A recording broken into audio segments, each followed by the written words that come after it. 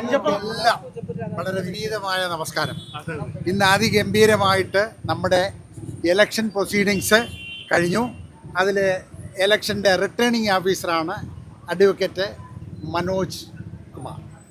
അത് കഴിഞ്ഞിട്ട് പിന്നെ ഇലക്ഷൻ ഓഫീസർ ശ്രീ കുഞ്ചൻ, പൂജപ്പുര രാധാകൃഷ്ണൻ, പിന്നെ നമ്മുടെ ഇലക്ഷൻ റിട്ടേണിംഗ് ഓഫീസറുടെ ഏറ്റവും അടുത്ത ആളാണ് മൻസൂർ.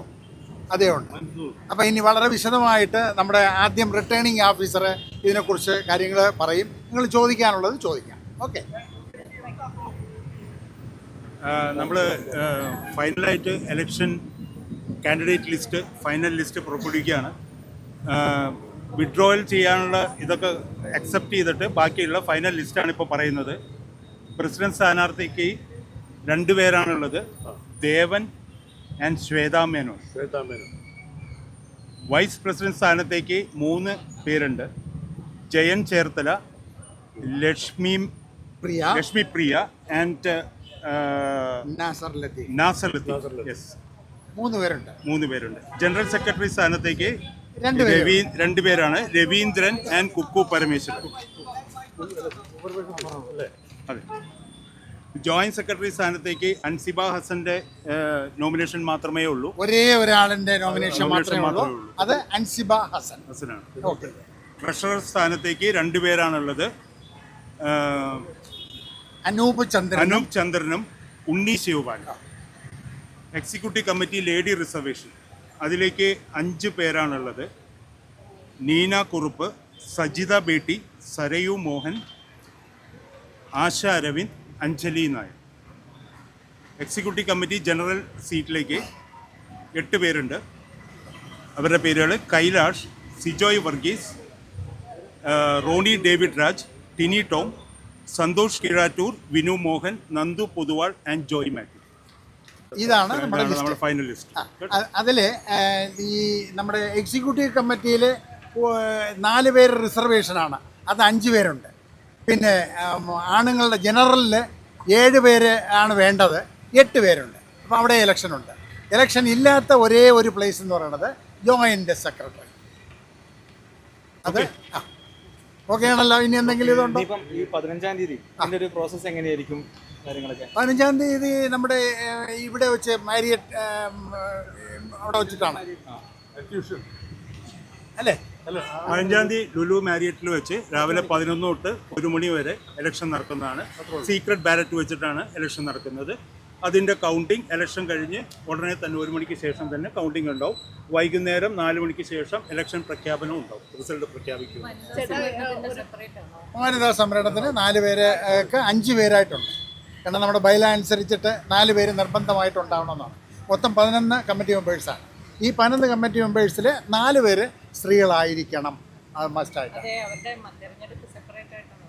അല്ല എല്ലാം ഈ ഏതിൻ്റെ അല്ല, ഈ ഇതിൻ്റെ ബാലറ്റ് പേപ്പർ വെച്ചിട്ട് എല്ലാവർക്കും ഒരേപോലെ മൊത്തം 8 4 12 പേര് എക്സിക്യൂട്ടീവ് കമ്മിറ്റി. കൂടുതൽ നോമിനേഷൻ വന്നത് ഇത്തവണയാണോ? ഏറ്റവും കൂടുതൽ പത്രിക പിൻവലിച്ചത് ഇത്തവണയാണോ? അല്ല, അങ്ങനെയൊന്നുമില്ല. അല്ല, ഏറ്റവും കൂടുതൽ ഇത് വന്നത് നോമിനേഷൻസ് വന്നത് ഇത്തവണ തന്നെയാണ്. ഇത്തവണ എല്ലാവർക്കും ഒരു ആകാംക്ഷയായിരുന്നു.